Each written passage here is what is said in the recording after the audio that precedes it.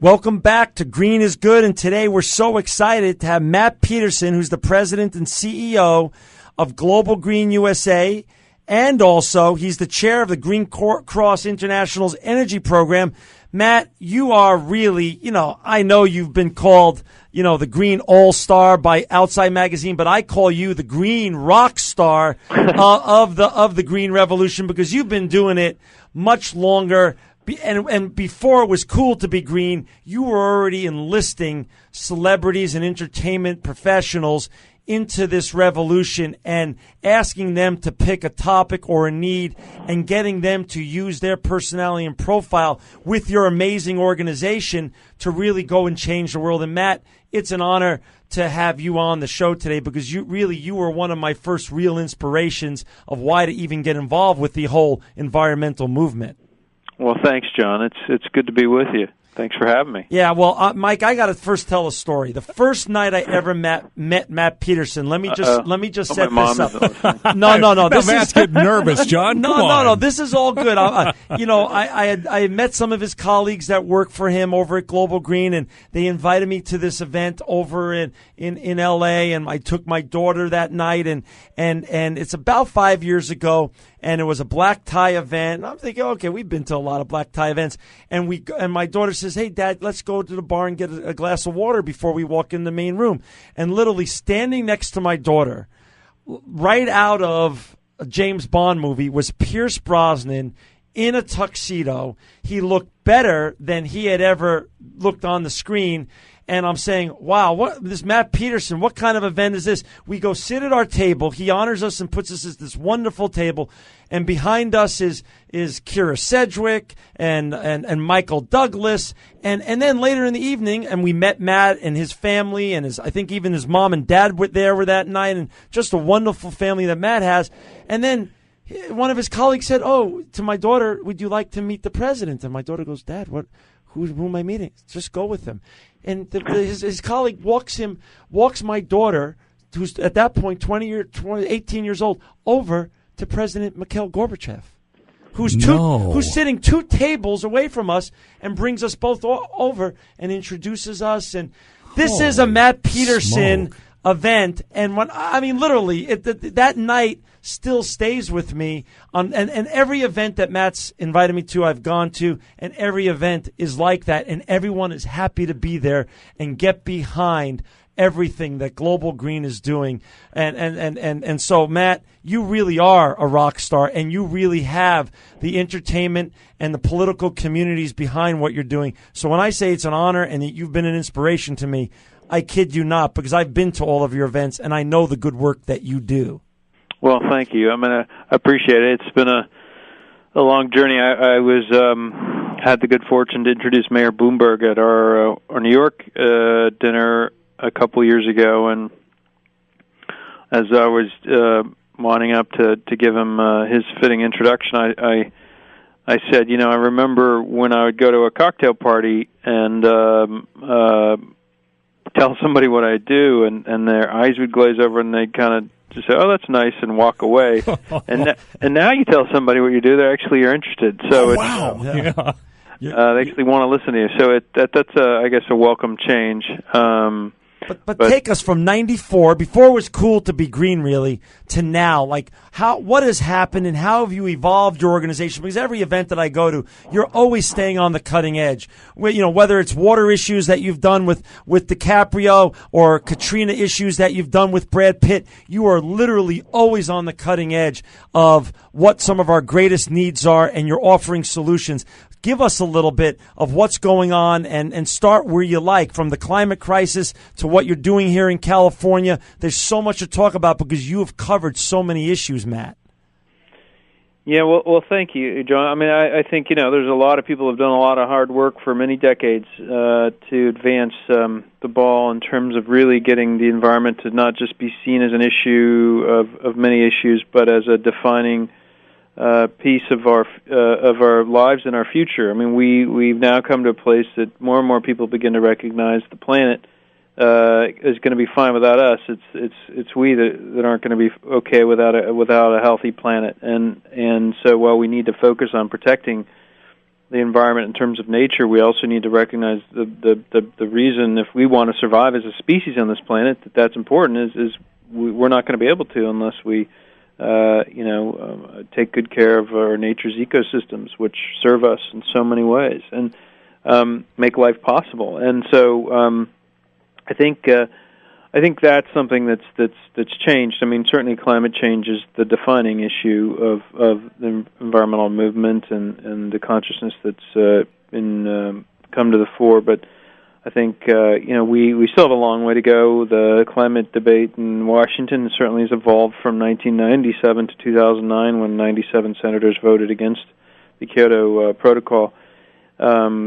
All parties, both parties. So but we're still stuck somehow, and the alarm clock still keeps buzzing, and people keep hitting snooze to a certain extent, and they're maybe not hitting snooze as many times as they were before, but we still got a lot of work left to do, and so I think that's the thing, is to not get too as a science gets worse of what's going to happen if we don't act, to not get discouraged.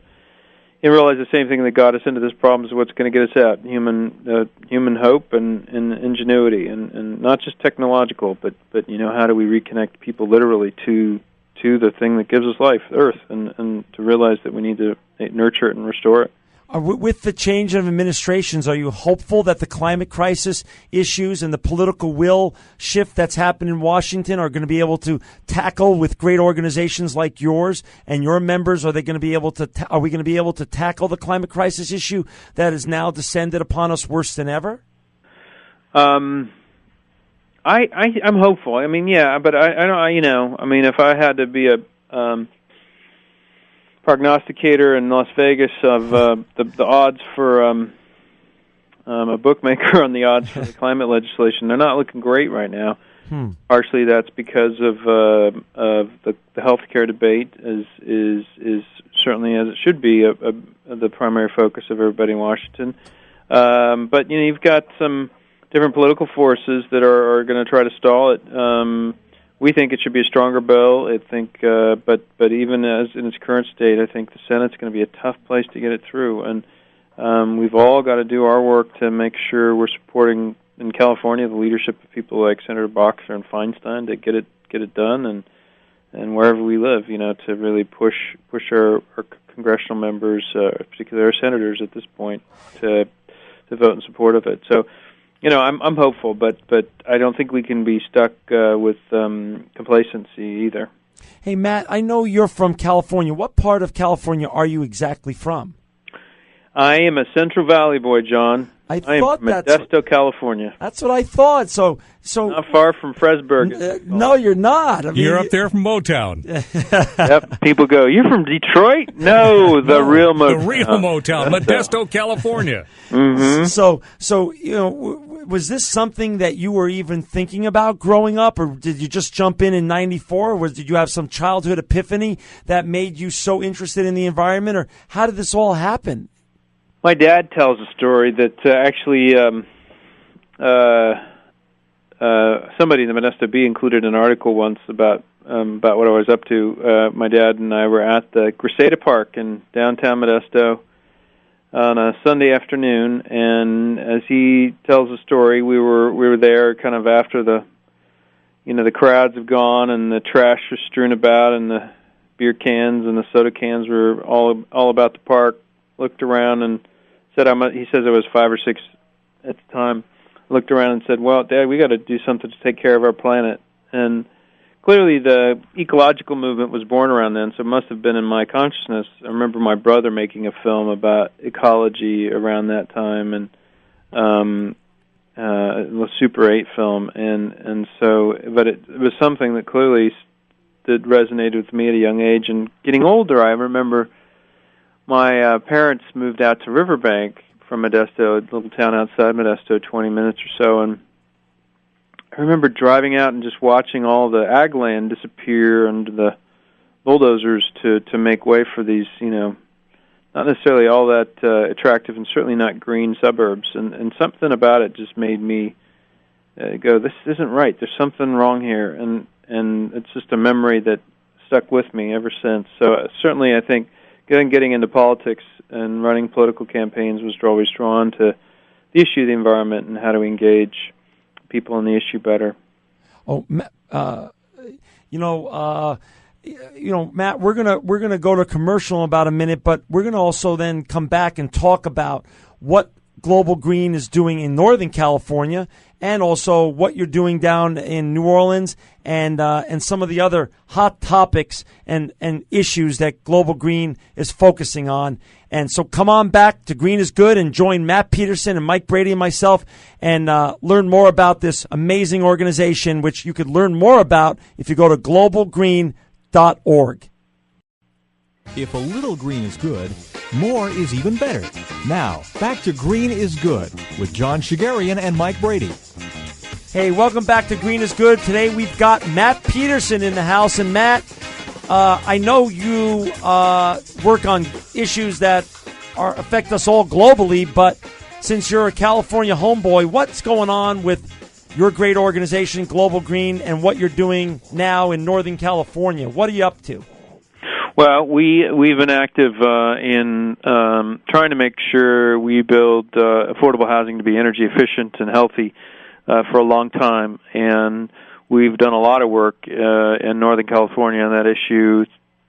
Nearly every major county, including some stuff in the Central Valley as well as around the Bay Area and San Jose and San Francisco. And what does that mean, though? Like, how does Global Green make the difference? Explain what you guys do. Well, we've done a number of things. One thing on the ground is we've partnered with major nonprofit housing developers, most visibly the Habitat for Humanity. We're currently involved in a partnership that PG&E is funding for us to go in and work with 4 different Habitat affiliates, including Fresno, the East Bay, Sonoma, and San Francisco affiliates, to help them get to LEED certified housing, meaning LEED is the U.S. Green Building Council's third-party verification system to attest to whether your construction is green or not, meaning highly energy efficient homes, healthy homes with no indoor air pollution, that they're using recycled content or green materials, and other issues that all add up to making for a healthy, energy-efficient, smart house. And wow. So we're working on that, and then we've touched through our technical assistance projects throughout the Bay Area, where we've come in and helped folks get to making sure they at least do energy efficiency and indoor air quality, because energy bills are often what end up forcing low-income families on the street. They struggle to pay rent or mortgage, and then they've got a high utility bill, particularly in a place like the Central Valley, and you can't afford to pay it, and you pay the rent or you pay your electricity bill, and it's tough to live in some of our communities without air conditioning. But if we had a more energy efficient home, the more efficient air conditioning systems, if we provide not cheap housing, because cheap housing puts a burden on people. If we provide truly affordable housing, then we're helping people rise up out of their challenges, the poverty conditions they may face, whatever challenges they may face. If we've got a more energy efficient home, and not to mention a healthier home, right, that they don't end up having to take their kid to the doctor because he has a bad asthma attack, right, it's full of toxic off-gassing materials, then they don't have to take time off from work. They don't have to pay the medical bills. They don't lose wages. So it's just common sense. So it's both an affordable home, but a smart home also when it comes to the environment and energy. Yeah, absolutely. Great. And so we've touched and worked on working with housing groups throughout the Bay Area on this issue. Awesome. That's so. And then we got legislation passed and incentives in place to help by working with the state treasurer's office and others in the nonprofit housing community to put incentives in place to encourage whoever's building it, and then the same with schools. We got $100 million in incentive dollars set aside for green schools. And so now we're working with San Francisco Unified and working on a school in Richmond to green these schools, where students, they score 20 to 22% higher in test scores when they're in a green school. You know what's really amazing too? What you're doing right now, Matt, kind of underscores the old thought of think globally but act locally, because you are Global Green USA. It's a global concern, but you are really definitely bringing it right home. Mm-hmm. Absolutely. Well, speaking of the Gotta schools, do that. and what are the statistics, Matt? How many people really go? Why is your school initiative so important? How many people really reside in schools every day in this country? Well, our kids spend most of their day in a school, and often these schools are, at worst like a prison, at best unhealthy places to be. Often with the cleaners that are used that are toxic, with the materials that are in the schools that are off-gassing, indoor air pollution, with poor daylighting. We have some great examples in the state, but most schools really aren't. They aren't the kind of places that you really want to have your kids spend, particularly if they're in a temporary trailer, temporary classroom, a trailer classroom. It's just, that's not where we should be putting our most important natural resource, our children. We should be making sure they're in healthy classrooms that also help the district save money, so more money goes into the classroom, either to teacher salaries or to textbooks or resources to help kids learn and to help them ensure that we don't end up providing another reason for them to get sick or have an asthma attack, or that we produce students that come out of our schools that are better educated because they're able to learn and retain information better. Wow. So you're saying better environment, the kids learn more, it's better for our teachers also, obviously. And you've started this in Los Angeles, throughout California, and aren't you taking this to cities across the country now? Yeah, we are, and so we worked to get the LA Unified School District, their $17 billion construction program, on track to be green. They'd passed a policy, we pushed them on, and then went in with support from the Annenberg Foundation to make it happen. It wasn't easy, but now they're one of the places they get good news, which is rare for LA Unified, is on the Green Schools program, and now we're helping San Francisco, and now we're working in New Orleans, and New Orleans School District has been notorious for decades for being one of the worst in the nation, and now they've become a champion for green, healthy schools. And that's only going to help teachers feel better about where they work. It's going to help students perform better on tests. It's going to help parents feel better about where their kids go to school. It's going to help donors feel more confident that their money is going to go to something that's actually helping improve the lives of kids. So it's an upward spiral rather than what many of our schools are in terms of facilities, which is a downward spiral. Well, now, since we're on the schools initiative issue, I want to make sure our listeners do go to your website, which is just a great website anyway, globalgreen.org, because on that website there is a petition calling on the president and Congress to make green school investment a priority. Is that not true? Yeah, I mean, we have the money coming out of Washington, the money coming out of the states. We've got to see those dollars be invested in a way that's smarter and better, so that it really helps our kids in the long term. And these facilities are there for decades, and so we need to make sure they're energy efficient and healthy places for people to be and they're solutions to climate change. I mean, green schools means we're creating solutions to climate change, and the more people realize that we can help improve their schools, improve the kids' lives, and that they're solving global warming, I think the more we're going to see people get fired up about this. And you mentioned New Orleans a little while ago. Obviously, you have been a tremendous champion of rebuilding New Orleans after Hurricane Katrina. The media has well covered what some of the great things you've taken. I know some wonderful celebrities have lended them their names, like Brad Pitt, to work with you on helping to build New Orleans. But I want to hear specifics. What have you done? And that our listeners can really enjoy hearing real progress being made in Global Green's great success stories down in New Orleans.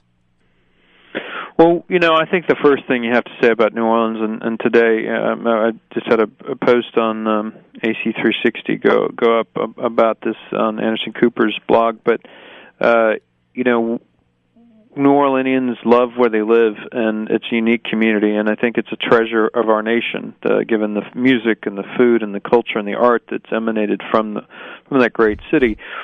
And how we responded to that disaster is really a pock, I think, upon our nation's history and certainly moral standing in the world of not being able to really respond to that disaster. And still, we haven't done an adequate job yet. But the good news is that there are a lot of amazing citizens that are well driven by the love of their community, are getting them to do some very creative social entrepreneurial things. And we went down there just after the storm, armed with the vision that I had of helping the community, adopting a neighborhood, of greening 10,000 of the homes that were going to be rebuilt in the Gulf Coast, and greening the schools. And that here's an opportunity to also create an economic future for this city that doesn't exist now. And so far we've been welcomed with open arms. You know, we long before Brad Pitt ever joined with us, we'd already opened an office and hired 2 staff and gotten to work. And we can only do that because the community embraced us and embraced our vision. And some folks there had already started to think about this, and so we joined with them, and particularly in the lower Ninth Ward where we're building our Holy Cross project. It's a 23 units affordable housing with a community center that's going to all be LEED Platinum, and it's going to be a sustainable village. It's going to be a real catalyst for that community. With that neighborhood, which is in the Holy Cross neighborhood, is part of the lower Ninth Ward, is they made a commitment to go carbon neutral in their neighborhood, and we're going to help them do that. And so when we look back, it's going to be one of those points of light where we say, hey, this is where we began to turn it around in this nation. And that's why I feel so honored and humbled to be able to do the work we're doing down there. That is so huge. I mean, you know, and like you say, it's your terms were so well put, Matt. You know, a pock on our nation's history, but you've really led the way there, and you've been inspirational to all of us, and Global Green is just on the cutting edge. Why don't you give us a little visibility on your future, on other issues you're going to be tackling later this year and next year, because every event that I go to, I just see new opportunities and new solutions to ongoing environmental challenges that you're always creating solutions for. What's your visibility on the next couple of years on what you want to do with Global Green USA? Well, we want to continue our unique role in bringing visibility and connecting people to issues in the way they hadn't before. And we're not ready to talk about details yet, but we're going to be putting out some creative ways to help people understand what the city that they live in and what the impact that their city is having on global warming and what they can do about it individually and collectively. And our Green Schools initiative is going to go national. We're looking at other communities in the nation where we can help green the city, but also really create great leverage in terms of building the political will for change in Washington and every community across the country to act on global warming and create a more healthy, energy efficient, stable economy in the meantime. And so we're going to be looking. We're in conversations with the city of Youngstown in Ohio, for example, taking what we've learned in New Orleans and looking at how do we help a city that's had a crisis of a different kind. Not a natural disaster made worse by human failure in the levees, but a city that's had a slow decline due to the collapse of their industry. And so we're looking at different places around the country, but our primary focal points will continue to be in L.A., San Francisco, New Orleans, D.C., and New York, where we have offices and programs on the ground. And and then we'll have our Oscars party next February, or actually it'll be early March this year, in 2010. So I tell people to look out for that. Last year we had Sheryl Crow and Gavin Rossdale play, and anticipate another great lineup and great event. You always draw the most celebrities because you have created real results to real problems.